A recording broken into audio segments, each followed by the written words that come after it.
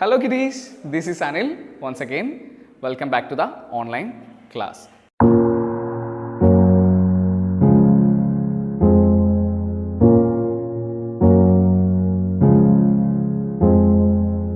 Hello everyone, welcome back to another video tutorial. Today we are dealing a poem which included in your second part textbook. The lesson named Poetry, written by Pablo Neruda. The poem actually deals the theme of poetic inspiration and how a poet become a poet.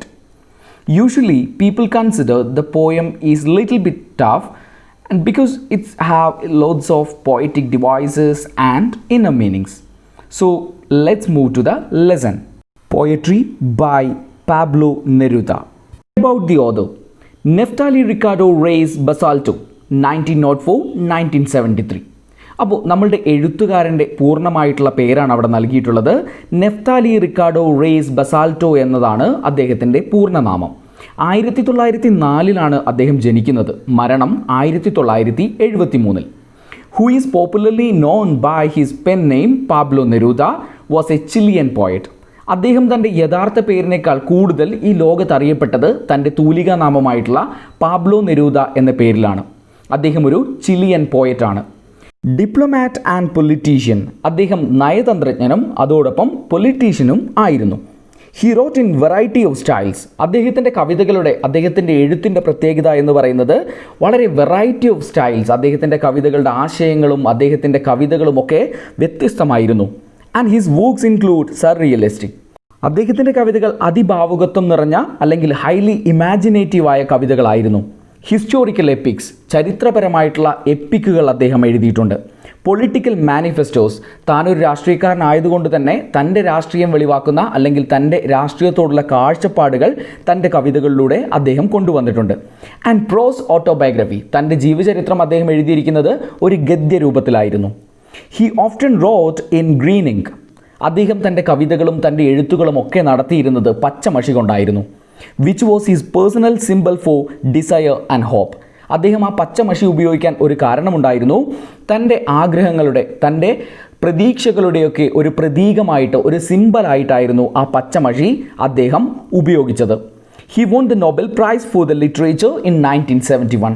1971 Nobel prize അദ്ദേഹത്തെ തേടിയെത്തി. അദ്ദേഹത്തിൻ്റെ ആ ഒരു സാഹിത്യത്തിന് നൽകിയ വലിയൊരു സംഭാവനയ്ക്കായിരുന്നു അദ്ദേഹത്തിന് Nobel prize ലഭിച്ചത്.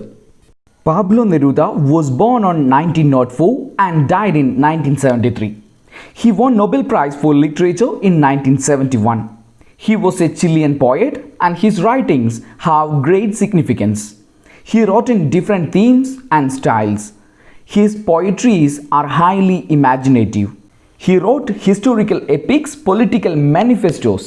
He always used green ink because it was the symbol of the desire and hope of that person. So it's all about our author. Now we can move to the structure of the poem and the theme of the poem. Theme of the poem. The theme of the poem is the experience of a poet who is embraced by the poetic creativity at a time when he earnestly wished to become a poet. ഒരാൾ കവിയാകാൻ വേണ്ടി അതിയായി ആഗ്രഹിക്കുന്നു. അങ്ങനെ കവിത എഴുതാനുള്ള പ്രചോദനം അദ്ദേഹത്തിന് ലഭിക്കുന്നു. പ്രചോദനം ലഭിച്ച ശേഷം തൻ്റെ ആദ്യ വരികൾ എഴുതിയ സമയത്ത് അദ്ദേഹത്തിനുണ്ടായ ആ ഒരു അനുഭവത്തെക്കുറിച്ചും അങ്ങനെ തൻ്റെ ആദ്യ വരികൾ എഴുതി കഴിഞ്ഞ ശേഷം അദ്ദേഹത്തിനുണ്ടായ അനുഭവങ്ങളെക്കുറിച്ചുമാണ് ഈ കവിതയിലൂടെ നമുക്ക് മുൻപിലേക്ക് പാബ്ലോ നെരൂദ എത്തിച്ചു തരുന്നത്. Structure of the poem. ഇനി നമുക്ക് ഈ കവിതയുടെ ഒരു ഘടന എന്താണെന്ന് നോക്കാം. Written in free word style. ഒരു ഫ്രീ വേർഡ് സ്റ്റൈലിലാണ് ഈ കവിത എഴുതിയിരിക്കുന്നത്. എന്താണ് ഫ്രീ വേർഡ് സ്റ്റൈൽ എന്ന് പറഞ്ഞാൽ അവിടെ ഒരു മീട്രിക് പാറ്റേണുകളൊന്നും ഉണ്ടായിരിക്കുന്നതല്ല. അതുപോലെ തന്നെ റൈം സ്കീമുകളോ അതുപോലെ സ്റ്റാൻസ വൈസ് തിരിക്കലുകളോ ഒന്നും നമുക്ക് ഇവിടെ കാണാൻ വേണ്ടി കഴിയില്ല. അപ്പോൾ വളരെ വലിച്ചു നീട്ടി എഴുതി വച്ചിരിക്കുന്ന ഒരു കവിത, അവിടെ റൈം സ്കീമുകളോ അല്ലെങ്കിൽ റൈമിംഗ് വേർഡുകളോ ഒന്നുമില്ലാത്ത ഒരു കവിതയായിരിക്കും ഫ്രീ വേർഡ് സ്റ്റൈലിലുള്ള കവിതകൾ. ഇനി ഈ കവിതയെ നമ്മൾ 3 ഭാഗങ്ങളായിട്ടാണ് വേർതിരിച്ചിരിക്കുന്നത്. നിങ്ങളുടെ ടെക്സ്റ്റ് ബുക്കിലും കവിത 3 ഭാഗങ്ങളായിട്ട് അല്ലെങ്കിൽ 3 സ്റ്റാൻസകൾ പോലെ കൊടുത്തിരിക്കുന്നത് കാണാം. അത് ഈ കവിതയുടെ 3 ഭാഗങ്ങളാണ്. എന്താണ് ആദ്യത്തെ ഭാഗമെന്ന് നോക്കാം. The period when the poet wished to become a poet. ഒരു കവി അദ്ദേഹം കവിയാകാൻ വേണ്ടി ആഗ്രഹിച്ച ഒരു സമയം. And the poetry arrived in search of him. കവിത അദ്ദേഹത്തെ തേടി വരുന്നു, അല്ലെങ്കിൽ കവിത എഴുതാനുള്ള പ്രചോദനം അദ്ദേഹത്തെ തേടി വരുന്നു. And touched him. അതുപോലെ തന്നെ ആ കവിത എഴുതാനുള്ള പ്രചോദനം, ആ കവിത അദ്ദേഹത്തെ സ്പർശിക്കുന്നു. ഇതാണ് നമ്മളുടെ ആദ്യ ഭാഗമെന്ന് പറയുന്നത്. ഇനി രണ്ടാമത്തെ ഘട്ടം എന്താണെന്ന് നോക്കാം. The phase in which the poet got the poetic inspiration and he scribbled his first faint lines. രണ്ടാമത്തെ ഘട്ടത്തിൽ അദ്ദേഹത്തിന് ആ പോയറ്റിക് ഇൻസ്പിറേഷൻ, ആ ഒരു കവിത എഴുതാനുള്ള പ്രചോദനത്താൽ തൻ്റെ ആദ്യ വരികൾ എഴുതി വെക്കുന്നതിനെ കുറിച്ചുള്ള എക്സ്പ്ലനേഷൻസ്, അല്ലെങ്കിൽ അതിൻ്റെ ഒരു അനുഭവങ്ങളെക്കുറിച്ച് പറയുന്നതാണ് രണ്ടാമത്തെ ഘട്ടം. ഇനി മൂന്നാമത്തെ ഘട്ടത്തിലേക്ക് വരാം. The phase after he composed his first lines his imagination knew no bounds. അങ്ങനെ തൻ്റെ ആദ്യ വരികൾ എഴുതി കഴിഞ്ഞപ്പോഴേക്കും അദ്ദേഹത്തിനുണ്ടായ മാറ്റങ്ങളെക്കുറിച്ച് പറയുന്ന, അദ്ദേഹത്തിൻ്റെ ആ ഭാവനയുടെ മാറ്റങ്ങളെക്കുറിച്ചാണ് പിന്നീട് പറയുന്നത്. ഒരു ബൗണ്ടറികളില്ലാത്ത, ഒരു അതിരുകളില്ലാത്ത ഭാവനാ സൃഷ്ടി അദ്ദേഹത്തിനുണ്ടാകുന്നു. And he achieved his poetic creativity fully and became a poet. അദ്ദേഹം പൂർണ്ണമായും ഒരു കവിയായി മാറുന്നു. തൻ്റെ ആ ഒരു കവിത എഴുതാനുള്ള പ്രചോദനത്താൽ അദ്ദേഹം ഒരു കവിയായി കംപ്ലീറ്റ് മാറ്റത്തെയാണ്, അല്ലെങ്കിൽ ഒരു ട്രാൻസ്ഫോർമേഷനാണ് നമുക്ക് മുൻപിൽ അവസാന ഘട്ടത്തിലൂടെ കാണിച്ചു തരുന്നത്. നമ്മളിപ്പോൾ കവിതയുടെ ആശയവും അതോടൊപ്പം തന്നെ കവിതയുടെ ഒരു ഘടനയും മനസ്സിലാക്കി കഴിഞ്ഞു. Now we can move to the poetry. എന്താണ് കവിക്ക് ആദ്യഘട്ടത്തിൽ നമ്മളോട് പറയാനുള്ളത് എന്ന കാര്യം ഒന്ന് അനലൈസ് ചെയ്ത് നോക്കാം. So the poem starts like this. And it was at that age. ഞാൻ കവിയാകാൻ ആഗ്രഹിച്ച ആ ഒരു കാലത്ത്. ഏജ് എന്ന് പറയുന്ന വാക്ക് ഇവിടെ ഉപയോഗിച്ചിരിക്കുന്നത് പ്രായത്തെ കാണിക്കാനല്ല, പകരം ആ ഒരു കാലത്ത് എന്ന അർത്ഥത്തിലാണ്. Poetry arrived in search of me. കവിത എന്നെ തേടി വന്നു. I don't know where it came from. പക്ഷേ എനിക്കറിയില്ല അത് എവിടെ നിന്നാണ് എന്നെ തേടി വന്നതെന്ന്. ഇവിടെ കവിത എന്നെ തേടി വന്നു എന്ന് പറയുമ്പോൾ കവിത എഴുതാനുള്ള ആ പ്രചോദനം, അത് എവിടെ നിന്നാണ് നമ്മളുടെ കവിയെ തേടി വന്നതെന്ന് അദ്ദേഹത്തിന് അറിയില്ല. From winter or river. ചിലപ്പോൾ ഒരു ശൈത്യകാലത്തിൽ, ഒരു വിൻ്റർ സീസണിലായിരിക്കാം ആ കവിത എഴുതാനുള്ള പ്രചോദനം അദ്ദേഹത്തിന് ഉണ്ടായിട്ടുണ്ടാവുക. അതുമല്ലെങ്കിൽ റിവർ, ഒരു നദിയെ കണ്ടപ്പോഴായിരിക്കാം അദ്ദേഹത്തിന് കവിത എഴുതാൻ തോന്നിയത്. I don't know how or when. പക്ഷേ എനിക്കറിയില്ല എങ്ങനെയാണെന്നോ എപ്പോഴാണെന്നോ ഈ കവിത എഴുതാനുള്ള പ്രചോദനം എനിക്ക് ലഭിച്ചതെന്ന് അറിയില്ല എന്ന് തറപ്പിച്ച് പറയുകയാണ് നമ്മളുടെ കവി. In the first 4 lines the poet was saying that when he wished to become a poet, at that time he got a poetic inspiration and the poetry or the poetic inspiration came to search of him. And he was saying that, but he don't know where it came from. Maybe it came from, or he got that poetic inspiration from the winter or the river, but he don't know how he got that poetic inspiration. ആദ്യത്തെ 4 വരികളിൽ നമുക്ക് ധാരാളം poetic devices കാണാം. Poetry arrived എന്ന് പറയുന്ന വാക്ക് നിങ്ങൾക്ക് ആദ്യ വരികളിൽ തന്നെ കാണാൻ വേണ്ടി കഴിയും. അതൊരു പേഴ്സോണിഫിക്കേഷനാണ്. ജീവനില്ലാത്ത ഒരു വസ്തുവിനെ ജീവനുള്ള വസ്തുവുമായിട്ട് ഉപമിക്കുന്നതിനെയാണ് പേഴ്സോണിഫിക്കേഷൻ എന്ന് നമ്മൾ സാധാരണ പറയാറുള്ളത്. ഇവിടെ കവിതയെ ഒരു മനുഷ്യനായിട്ട് ഉപമിച്ചിരിക്കുകയാണ്. കവിത എന്നെ തേടി വന്നു എന്നാണ് പറഞ്ഞത്. അങ്ങനെ പറയുമ്പോൾ കവിതയ്ക്ക് ഒരിക്കലും ജീവനില്ലാത്ത കവിതയ്ക്ക് നടക്കുവാനോ തേടി വരുവാനോ കഴിയില്ല. അപ്പോൾ ഒരു മനുഷ്യനായി ഉപമിച്ചുകൊണ്ട് പറയുകയാണ് എന്നെ തേടി വന്നു. അതുകൊണ്ടാണ് പോയട്രി അറൈവ്ഡ് എന്ന് പറയുന്ന ആ ഒരു വാക്കിനെ, ആ ഒരു ഫ്രേസിനെ നമ്മൾ പേഴ്സോണിഫിക്കേഷൻ എന്ന് വിളിക്കുന്നത്. അതുപോലെ തന്നെ കോൺട്രാസ്റ്റിംഗ് ഇമേജസും ഈ ഒരു ഭാഗത്ത് ഉണ്ട്. വിൻ്റർ എന്ന് പറയുന്നതും റിവർ എന്ന് പറയുന്നതും വൈരുദ്ധ്യം നിറഞ്ഞ 2 ഇമേജുകളാണ്. കാരണം വിൻ്റർ എന്ന് പറയുന്നത് എല്ലാം നിശ്ചലമാകുന്ന ഒരു കാലഘട്ടമാണ്. റിവർ എന്നാൽ എപ്പോഴും ചലിച്ചു കൊണ്ടിരിക്കുന്നതാണ്. അതുകൊണ്ടാണ് വൈരുദ്ധ്യം നിറഞ്ഞ ഈ ഒരു ഇമേജുകളെക്കുറിച്ചും ഇവിടെ പറയുന്നത്. അതുപോലെ വിഷ്വൽ ഇമേജസ് ആയിട്ട് നമുക്ക് ഈ ഭാഗത്തുള്ളത് വിൻ്ററും റിവറും തന്നെയാണ്. ശൈത്യം അല്ലെങ്കിൽ വിൻ്റർ സീസൺ നമുക്ക് കാണാൻ വേണ്ടി കഴിയും. അതുപോലെ തന്നെ പുഴയെയും നമുക്ക് കാണാൻ വേണ്ടി കഴിയും. No, they were not voices, they were not words, no silence. എന്നിട്ട് അദ്ദേഹം, കവി ഇവിടെ പറയുകയാണ്, എനിക്ക് ആ കവിത എഴുതാനുള്ള പ്രചോദനം ലഭിച്ചത് ശബ്ദങ്ങളിൽ നിന്നല്ല, അല്ലെങ്കിൽ ഒരു ശബ്ദങ്ങളായിട്ടല്ല ആ കവിത എഴുതാനുള്ള പ്രചോദനം എനിക്ക് ലഭിച്ചത്. വാക്കുകളായിട്ടുമല്ല എനിക്ക് കവിത എഴുതാൻ പ്രചോദനം ലഭിച്ചത്. Nor silence. അതുപോലെ തന്നെ നിശബ്ദതയും എന്നെ കവിത എഴുതാൻ വേണ്ടി പ്രേരിപ്പിച്ചിട്ടില്ല. But from a street I was summoned. തെരുവുകളിലൊക്കെ അലഞ്ഞു നടന്ന സമയത്ത് ചിലപ്പോൾ അവിടെ നിന്നായിരിക്കാം എനിക്ക് കവിത എഴുതാനുള്ള പ്രചോദനം ലഭിച്ചത്. സമ്മൺഡ് എന്ന് പറഞ്ഞിട്ടുണ്ടെങ്കിൽ കോൾഡ് എന്നുള്ള അല്ലെങ്കിൽ വിളിക്കപ്പെടുക, വിളിക്കപ്പെട്ട എന്ന അർത്ഥത്തിലാണ് ഉപയോഗിച്ചിരിക്കുന്നത്.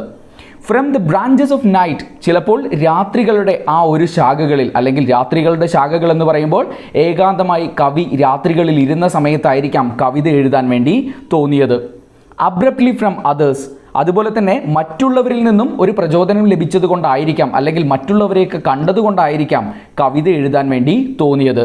അബ്രപ്റ്റ്ലി എന്ന് പറഞ്ഞാൽ അൺഎക്സ്പെക്റ്റഡ് അല്ലെങ്കിൽ പെട്ടെന്ന്, സഡൻലി എന്നൊരു അർത്ഥത്തിലാണ് അബ്രപ്റ്റ്ലി എന്ന വാക്കിവിടെ ഉപയോഗിച്ചിരിക്കുന്നത്. Here the poet was saying that he didn't get the poetic inspiration from voices, words or silence. And he was saying maybe he got that poetic inspiration from the street, maybe from the night, or sometimes from the others. So in these lines we have loads of poetic devices. We can check it out. What are the poetic devices we have? You can see that no, they were not voices, they were not words, no silence. On that line, no, not, nor, these words are repeating. So the sounds are repeating. So it's an alliteration. And again, branches of night. Branches of night means it's a metaphor. And once again, voices and silence, they are contrasting images. നമുക്കിനി ഈ ഭാഗത്തെ കുറച്ച് poetic devices നോക്കാം. ആദ്യമായിട്ട് no, not, not, nor എന്ന് പറയുന്ന ഒരു same സൗണ്ടുകളുടെ repetition നിങ്ങൾക്ക് ആ കവിതയിൽ ആദ്യത്തെ വരികളിലൂടെ കാണാൻ വേണ്ടി കഴിയും.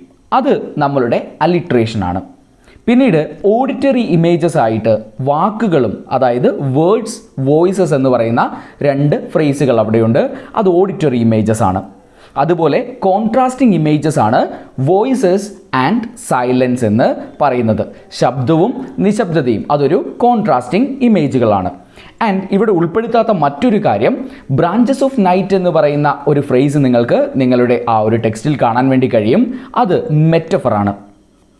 ആദ്യഘട്ടത്തിൻ്റെ അവസാന വരികളിലാണ് നമുക്കെന്തായാലും അവസാനത്തെ ആ 4 വരികൾ കൂടി നോക്കാം. Among violent fires or returning alone, there I was without a face and it touched me. Among violent fires എന്നിവിടെ കൊടുത്തിരിക്കുന്നത് പ്രൊട്ടസ്റ്റുകളെ, സമരങ്ങളെയൊക്കെ കാണിക്കുന്ന ഒരു അർത്ഥത്തിലാണ്. റിട്ടേണിങ് അലോൺ, അദ്ദേഹം പറയുന്നത് അദ്ദേഹം ഒരു പൊളിറ്റീഷ്യനാണ് എന്ന് നമ്മൾ നേരത്തെ പറഞ്ഞിരുന്നു. അപ്പോൾ അദ്ദേഹം പറയുന്ന കാര്യം ഇതാണ്, ആ കവിത എഴുതാനുള്ള പ്രചോദനം എനിക്ക് ലഭിച്ചത് ഒരു സമരം നടത്തിയപ്പോൾ, അല്ലെങ്കിൽ ആ സമരങ്ങളിലൊക്കെ പങ്കെടുത്ത സമയത്തോ, അല്ലെങ്കിൽ സമരമുഖങ്ങളിലൊക്കെ അതൊക്കെ കാണാനിടയായതുകൊണ്ടൊക്കെ ആയിരിക്കാം, അല്ലെങ്കിൽ അവിടെ നിന്നായിരിക്കാം ചിലപ്പോൾ എനിക്ക് കവിത എഴുതാനുള്ള പ്രചോദനം ലഭിച്ചത്. ഓർ റിട്ടേണിങ് അലോൺ, അതുമല്ലെങ്കിൽ തിരിച്ചുള്ള ഒറ്റയ്ക്കുള്ള യാത്രകളായിരിക്കാം ചിലപ്പോൾ കവിത എഴുതാനുള്ള ഇൻസ്പിറേഷനായിട്ട് എനിക്ക് മാറിയത്, അല്ലെങ്കിൽ അവിടെ നിന്നായിരിക്കാം എനിക്ക് ആ കവിത എഴുതാനുള്ള പ്രചോദനം ലഭിച്ചത്. There I was without a face, പക്ഷേ എനിക്കൊരു മുഖമുണ്ടായിരുന്നില്ല എന്നാണ് അദ്ദേഹം പറയുന്നത്. ആൻഡ് ഇറ്റ് ടച്ച്ഡ് മീ, പക്ഷേ കവിത എന്നെ തൊട്ട് കഴിഞ്ഞപ്പോൾ എനിക്കൊരു മുഖമുണ്ടായി. സോ വിത്തൗട്ട് എ ഫേസ് എന്ന് പറയുന്ന ആ ഒരു ഫ്രേസ് കൊണ്ട് ഇവിടെ ഉദ്ദേശിക്കുന്നത് നോട്ട് റെക്കഗ്നൈസ്ഡ്, തിരിച്ചറിഞ്ഞിരുന്നില്ല എന്ന ഒരു കോൺസെപ്റ്റിനെയാണ്.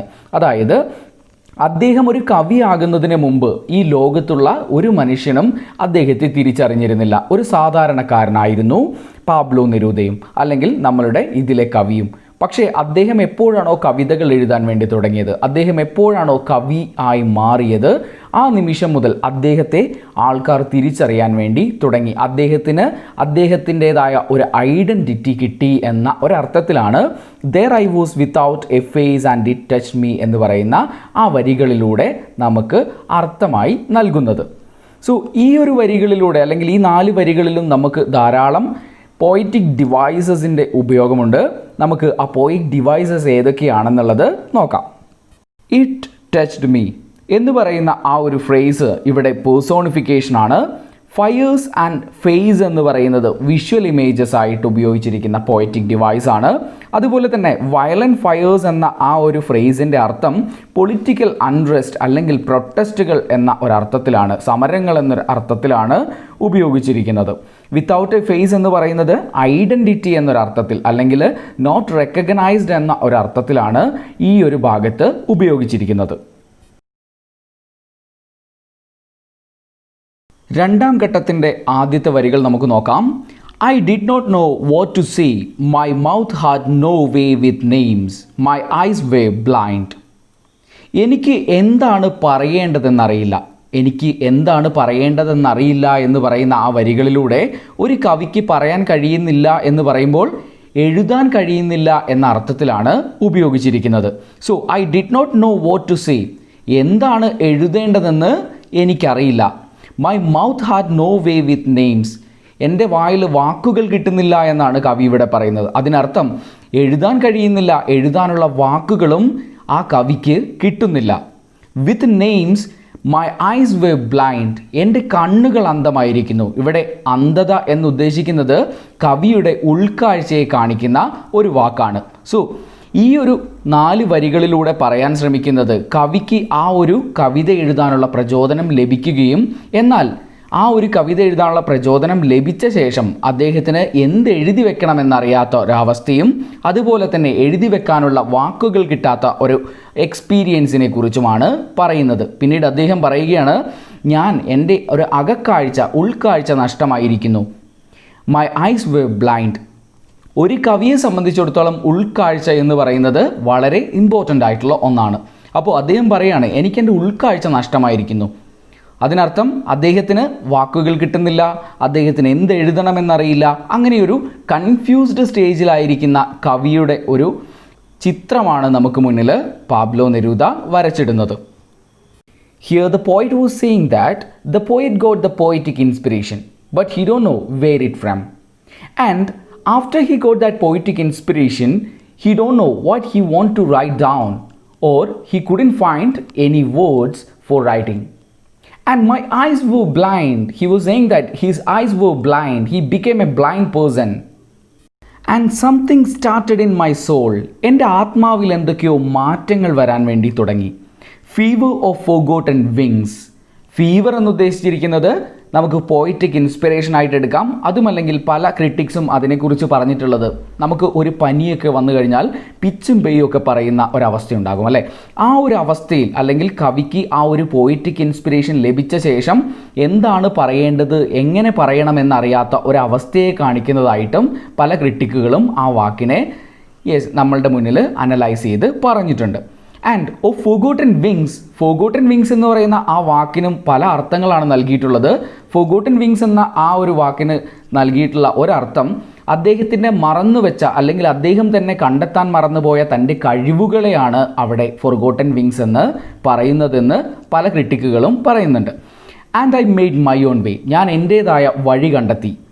ഡെസിഫറിങ് ദാറ്റ് ഫയർ. ഡെസിഫറിങ് എന്ന് പറഞ്ഞിട്ടുണ്ടെങ്കിൽ ഡെസിഫറിങ്ങിന് നിഗൂഢമായത്, മിസ്റ്റീരിയസ് എന്ന ഒരർത്ഥമുണ്ട്.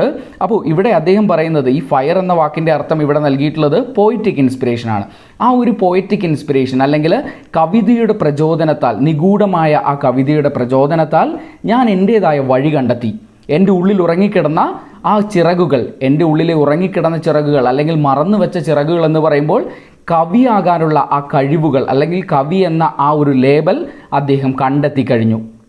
അദ്ദേഹത്തിൻ്റെ ആത്മാവിൽ എന്തൊക്കെയോ ഒരു മാറ്റങ്ങളൊക്കെ സംഭവിക്കാൻ വേണ്ടി തുടങ്ങിയെന്നും അദ്ദേഹം പറയുന്നു. Here the poet was saying that he can find or he can experience some kind of changes on his soul, and it started to find what's his ability, and he was saying that he found his own way because of that poetic inspiration. That means he became a poet because of that poetic inspiration. രണ്ടാമത്തെ ഘട്ടത്തിൽ നമുക്ക് ധാരാളം poetic devices കാണാൻ വേണ്ടി കഴിയും. അതിൽ first alliteration എന്ന് പറയുന്ന ആ ഒരു പോയറ്റിക് ഡിവൈസ് ആണ്. Something started in my soul എന്ന് പറയുന്ന ആ ഒരു ഫ്രേസിൽ അല്ലെങ്കിൽ ആ ഒരു വരികളിൽ നമുക്ക് സൗണ്ടുകൾ റിപ്പീറ്റ് ചെയ്ത് വരുന്നതായിട്ട് കാണാം. ഫീവർ ഓഫ് ഫോർഗോട്ടൺ വിങ്സ് എന്ന് പറയുന്ന മറ്റൊരു ഫ്രേസിൽ നമുക്കത് കാണാൻ വേണ്ടി കഴിയും. മെയ്ഡ് മൈ ഓൺ എന്ന് പറയുന്ന മൂന്നാമത്തെ മറ്റൊരു അലിട്രേഷൻ കൂടി നമുക്ക് ഈ ഭാഗത്ത് കാണാം. അതുപോലെ തന്നെ റെഫറൻസുകൾ ഈ ഒരു കവിതയിലേക്ക് റെഫറൻസ് കൊണ്ടുവന്നിട്ടുണ്ട്. ജോൺ കീറ്റ്സിൻ്റെ ഓഡ് ടു നൈറ്റിംഗേൾ എന്ന് പറയുന്ന ഒരു കവിത, ആ കവിതയുടെ റെഫറൻസ് ഈ കവിതയിൽ കൊണ്ടുവരുന്നുണ്ട്. അതുപോലെ വിഷ്വൽ ഇമേജസ് ആയിട്ടുള്ള വിങ്സ് ആൻഡ് ഫയർ നമുക്ക് ഈ ഒരു വരികളിലൂടെ കാണാൻ വേണ്ടി പറ്റും. സോ ഈ ഒരു സെക്കൻഡ് ഫേസ് തുടങ്ങുമ്പോൾ തന്നെ ധാരാളം പോയറ്റിക് ഡിവൈസുകൾ ഉപയോഗിച്ചുകൊണ്ടാണ് കവി തൻ്റെ ആ ഒരു എക്സ്പീരിയൻസുകളെ ഇവിടെ നമ്മൾക്ക് മുന്നിൽ കാണിച്ചു തരുന്നത്. And I wrote the first faint line.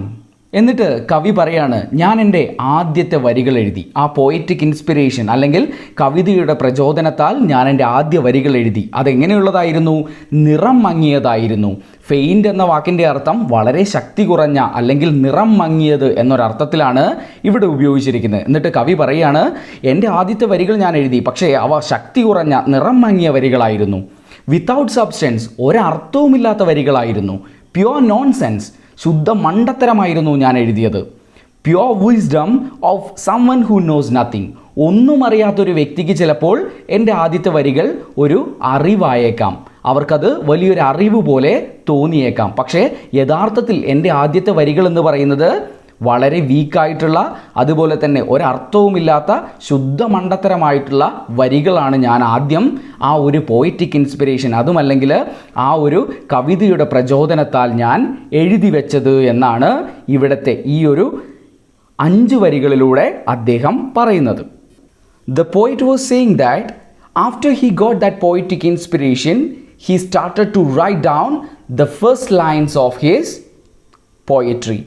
And that first lines, it's a faint lines. That means it's a weak lines. And there is no meaning and it's a complete nonsense he had written. And maybe those lines will feel the somebody who knows nothing, those people can feel that those lines are pure wisdom.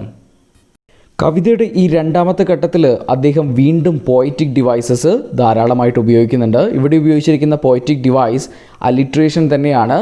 First faint എന്ന് പറയുന്ന ആ വരികളിലൂടെ വീണ്ടും ആ ഒരു സൗണ്ടുകൾ repeat ചെയ്ത് വരികയും alliteration എന്ന് പറയുന്ന പോയറ്റിക് ഡിവൈസ് ഉപയോഗിക്കുകയുമാണ് ചെയ്യുന്നത്. അതുപോലെ തന്നെ കോൺട്രാസ്റ്റിംഗ് ഇമേജസ് ആയിട്ടുള്ള നോൺസെൻസ് ആൻഡ് വിസ്ഡം. നോൺസെൻസ് എന്ന് പറഞ്ഞാൽ മണ്ടത്തരമാണ്, വിസ്ഡം എന്ന് പറഞ്ഞാൽ അറിവാണ്.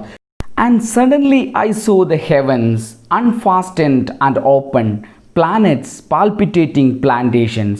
കവി തൻ്റെ ആദ്യ വരികൾ എഴുതി കഴിഞ്ഞപ്പോൾ അദ്ദേഹം സ്വർഗത്തെ കാണാൻ വേണ്ടി തുടങ്ങി. Suddenly I saw the heavens unfastened and open. അതുപോലെ തന്നെ അദ്ദേഹം തൻ്റെ ആ ഒരു ഭാവനയിൽ കെട്ടഴിഞ്ഞ് മലർക്കെ തുറന്നു കിടക്കുന്ന സ്വർഗത്തെയാണ് അദ്ദേഹം കണ്ടത്. അതുപോലെ തന്നെ ഗ്രഹങ്ങളെ കാണാൻ വേണ്ടി തുടങ്ങി. അതുപോലെ പാൽപിറ്റേറ്റിംഗ് പ്ലാന്റേഷൻ. പാൽപിറ്റേറ്റിംഗ് എന്ന് പറഞ്ഞിട്ടുണ്ടെങ്കിൽ മൂവിങ്. അദ്ദേഹം അവിടെ തുടിക്കുന്ന സസ്യജാലങ്ങളെ കാണാൻ വേണ്ടി തുടങ്ങി. നമ്മൾ സാധാരണ പ്ലാന്റേഷൻ എന്ന് പറയുന്ന വാക്ക് തോട്ടങ്ങളെ കാണിക്കുന്നതിന് വേണ്ടി, എസ്റ്റേറ്റുകളെ കാണിക്കുന്നതിന് വേണ്ടിയൊക്കെയാണ് നമ്മൾ ഉപയോഗിക്കാറുള്ളത്. പക്ഷേ ഇവിടെ പ്ലാന്റേഷൻ എന്ന് പറയുന്ന വാക്ക് ഉപയോഗിച്ചിട്ടുള്ളത് സസ്യജാലങ്ങളെ, ചെടിവർഗത്തെ എല്ലാം ഒന്നിച്ച് കാണിക്കുന്നതിന് വേണ്ടിയാണ് പ്ലാന്റേഷൻ എന്ന് പറയുന്ന വാക്കിവിടെ ഉപയോഗിച്ചിരിക്കുന്നത്. കവി പറയുകയാണ്, ആദ്യത്തെ വരികൾ എഴുതി കഴിഞ്ഞപ്പോൾ അദ്ദേഹത്തിന് ആ ഭൂമിയിൽ ഇരുന്നു കൊണ്ട് തൻ്റെ ഭാവനയിൽ സ്വർഗത്തെ കാണാൻ പറ്റി. എങ്ങനെയുള്ള സ്വർഗത്തെയാണ് കണ്ടത്? കെട്ടഴിഞ്ഞ് മലർക്കെ തുറന്നിരിക്കുന്ന സ്വർഗത്തെയാണ് അദ്ദേഹം കണ്ടത്. അതുപോലെ തന്നെ നമ്മളുടെ ഗാലക്സിയിലുള്ള ആ ഗ്രഹങ്ങളെ അദ്ദേഹത്തിന് കാണാൻ വേണ്ടി പറ്റി. അതുപോലെ തന്നെ തുടിക്കുന്ന സസ്യജാലങ്ങളെ അദ്ദേഹം അവിടെ ആ ഒരു ഭാവനയിൽ അദ്ദേഹം ഇങ്ങനെ കണ്ടുകൊണ്ടിരുന്നു. Here the poet was saying that after writing the first lines, he can see or he can watch that heaven which was opened in front of him, and he can see the planets and the palpitating plantations, the moving plantations, or like pounding plantations. So actually it shows the creativity or the imagination of that writer. ഈ വരികൾ അദ്ദേഹത്തിൻ്റെ ഉൾക്കാഴ്ചയെ കാണിക്കുന്ന വരികളാണ്. ആ ഒരു poetic ഇൻസ്പിറേഷനാൽ, ആ ഒരു കവിതയുടെ പ്രചോദനത്താൽ കവിത എഴുതി കഴിഞ്ഞ ശേഷം, ആദ്യ വരികൾ എഴുതി കഴിഞ്ഞ ശേഷം അദ്ദേഹത്തിന് ആ ഒരു ഉൾക്കാഴ്ച തിരിച്ചു കിട്ടുകയും അദ്ദേഹത്തിൻ്റെ ഭാവനാ സൃഷ്ടിയിൽ അദ്ദേഹത്തിന് ഈ ലോകത്ത് പലതും കാണാൻ കഴിയുന്നതിൻ്റെയും ഒരു തെളിവായിട്ടാണ് ഈ വരികൾ നമുക്ക് മുൻപിൽ പാബ്ലോ നെരൂദ കാണിച്ചിരിക്കുന്നത്. സഡൻലി ഐ സോ എന്ന് പറയുന്ന ആ ഒരു ഫ്രേസിലൂടെ വീണ്ടും പോയറ്റിക് ഡിവൈസ് ആയിട്ടുള്ള അലിട്രേഷനാണ് ഇവിടെ കൊണ്ടുവരുന്നത്. അതുപോലെ പാൽപിറ്റേറ്റിംഗ് പ്ലാന്റേഷൻ എന്ന് പറയുന്ന ആ ഒരു ഫ്രേസിലൂടെയും ആ ഒരു പോയറ്റിക് ഡിവൈസ് ആയ അലിട്രേഷൻ നമുക്ക് മുൻപിൽ കവി കാണിച്ചു തരുന്നുണ്ട്. വിഷ്വൽ ഇമേജസ് ആയിട്ട് ഇവിടെ നൽകിയിട്ടുള്ളത് ഹെവൻസ്, പ്ലാനറ്റ്സ്, പ്ലാന്റേഷൻസ് തുടങ്ങിയ ഫ്രേസുകളാണ്. ഇവയൊക്കെ നമുക്ക് കാണാൻ കഴിയുന്ന കാര്യങ്ങളാണ്. അവയൊക്കെ വിഷ്വൽ ഇമേജസ് ആയിട്ട് ആ ഒരു പോയറ്റിക് ഡിവൈസ് ആയിട്ട് കവി ഇവിടെ ഉപയോഗിച്ചിട്ടുണ്ട്. Shadow perforated. ഷാഡോ പെർഫറേറ്റഡ് എന്ന് പറഞ്ഞു കഴിഞ്ഞാൽ, പെർഫറേറ്റഡ് എന്ന് പറയുന്ന വാക്കിൻ്റെ അർത്ഥം ഹോൾസ് അല്ലെങ്കിൽ ദ്വാരങ്ങൾ എന്ന ഒരർത്ഥമാണ്. നിഴലുകൾ തുളയ്ക്കപ്പെടുന്നത് കവി കണ്ടു എന്നാണ് പറയുന്നത്. ഇവിടെ നിഴൽ എന്നാൽ ഇരുട്ടാണ്. ആ ഇരുട്ട് കവിയുടെ അജ്ഞതയെ അല്ലെങ്കിൽ ഇഗ്നോറൻസിനെ കാണിക്കുന്നതാണ്. അപ്പോൾ ആ അറിവില്ലായ്മ മാറി അവിടെ അദ്ദേഹത്തിന് അറിവ് ലഭിച്ചു തുടങ്ങി. ആദ്യത്തെ വരികൾ എഴുതി കഴിഞ്ഞപ്പോൾ അദ്ദേഹത്തിൻ്റെ ആ ഒരു അജ്ഞത മാറി അവിടേക്ക് അറിവ് ലഭിച്ചു എന്ന ഒരു അർത്ഥത്തിലാണ് ഷാഡോ പെർഫറേറ്റഡ് എന്ന് പറയുന്ന ആ ഒരു ഫ്രേസും ആ ഒരു ലൈനും ഇവിടെ ഉപയോഗിച്ചിരിക്കുന്നത്. പിന്നീട് അദ്ദേഹം പറയുകയാണ്, riddled with arrows, fire and flowers, the winding night and the universe. തൻ്റെ ചുറ്റും കണ്ട എല്ലാ കാഴ്ചകളും അദ്ദേഹത്തിനൊരു കടങ്കഥയായിട്ടാണ് പിന്നീട് തോന്നിയത്. അമ്പുകളും അഗ്നിയും പുഷ്പങ്ങളും രാത്രിയും ഈ പ്രപഞ്ചവും എല്ലാം ചേർന്ന് അദ്ദേഹത്തിൻ്റെ മുൻപിൽ കടങ്കഥ സൃഷ്ടിക്കുന്നത് പോലെ അദ്ദേഹത്തിന് തോന്നി. റിഡിൽ എന്ന് പറഞ്ഞാൽ നമുക്കറിയാമല്ലേ, അതൊരു കടങ്കഥ എന്ന അർത്ഥമാണ്. സോ അദ്ദേഹം പറയാണ്, തനിക്ക് ചുറ്റും പിന്നീട് കണ്ട കാഴ്ചകളൊക്കെ ഒരു കടങ്കഥയായിട്ട് ഒരു കവിയെ പോലെ അദ്ദേഹം ചിന്തിക്കാൻ തുടങ്ങി എന്നതിൻ്റെ തെളിവാണത്. തൻ്റെ ചുറ്റും കണ്ട കാഴ്ചകളൊക്കെ ഒരു കടങ്കഥയായിട്ടാണ് പിന്നീട് അദ്ദേഹത്തിന് തോന്നിയത്. Shadow perforated, the phrase actually means that shadow means it is the ignorance of our poet, and he got a little bit of wisdom after he wrote the first lines, and when he watched the things surrounded him, he can feel that something making a riddle in front of him, and he just feel all those things are riddle for him because he just started to think or he just started to imagine everything in the way of a poet. ഇവിടെ ഉപയോഗിച്ചിരിക്കുന്ന poetic devices എന്ന് പറയുന്നത് visual images ആണ്. Shadow, arrows, fire, flowers തുടങ്ങിയിട്ടുള്ള വാക്കുകളൊക്കെ visual ഇമേജസിൻ്റെ ഉദാഹരണങ്ങളാണ്. അതുപോലെ flower എന്ന് പറയുന്ന വാക്കിനെ ഇവിടെ അതിൻ്റെ അർത്ഥം എന്ന് പറയുന്നത് ബ്ലൂമിങ് ഓഫ് ക്രിയേറ്റിവിറ്റി, അദ്ദേഹത്തിൻ്റെ ആ ഒരു ഭാവനാ സൃഷ്ടിയുടെ വളർച്ചയെ കാണിക്കുന്ന വാക്കാണ് ഫ്ലവർ. അതുപോലെ തന്നെ ഫയർ എന്ന് പറയുന്ന വാക്കിവിടെ പോയറ്റിക് സ്പാർക്ക്, അതായത് കവിതയ്ക്ക് പ്രചോദനമായ അല്ലെങ്കിൽ കവിതയുടെ പ്രചോദനത്തെ കാണിക്കുന്നതായിട്ടാണ് ഫയർ എന്ന വാക്കിവിടെ ഉപയോഗിച്ചിരിക്കുന്നത്. നമ്മളങ്ങനെ മൂന്നാമത്തെ ഘട്ടത്തിലെത്തിയിരിക്കുകയാണ്, അവസാന ഘട്ടമാണ്. And I infinitesimal being. എന്നിട്ട് അദ്ദേഹം പറയാണ്, ഇൻഫിനിറ്റെസിമൽ എന്ന് പറയുന്ന വാക്കിൻ്റെ അർത്ഥം വളരെ നിസാരമായിട്ടുള്ളത്, സില്ലി ആയിട്ടുള്ളത് എന്ന അർത്ഥമാണ് ഇൻഫിനിറ്റെസിമൽ എന്ന് പറയുന്ന വാക്കിനുള്ളത്.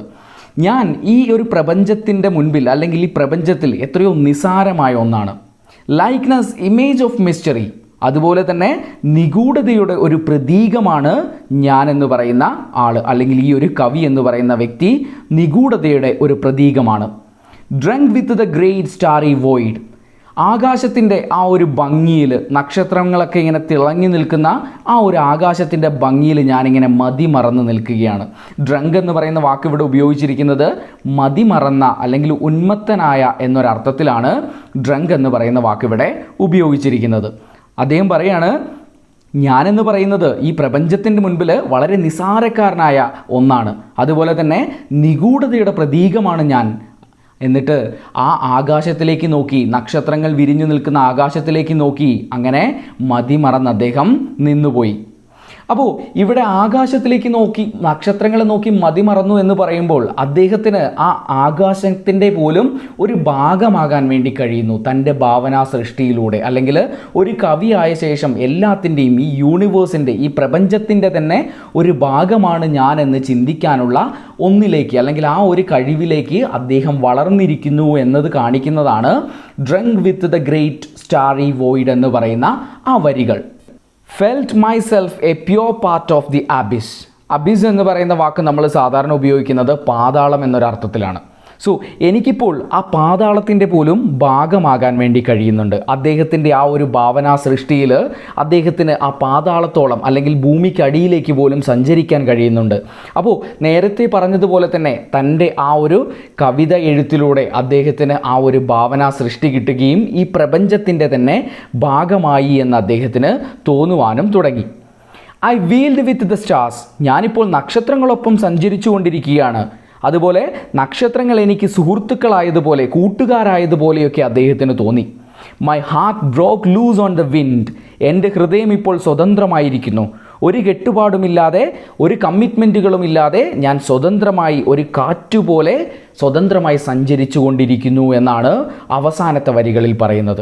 അപ്പോൾ വളരെ സ്വതന്ത്രമായി എന്ന് പറയുമ്പോൾ തൻ്റെ ഭാവന അല്ലെങ്കിൽ തൻ്റെ ആ ഒരു പോയിറ്റിക് ഇൻസ്പിറേഷൻ കൊണ്ട് എന്ത് കാര്യത്തെയും ഒരു ഭാവനാ സൃഷ്ടിയിലൂടെ ചിന്തിക്കുവാനും എവിടേക്ക് വേണമെങ്കിലും ആ ഭാവനയിലൂടെ യാത്ര നടത്താനും അദ്ദേഹത്തിന് കഴിയുന്നു.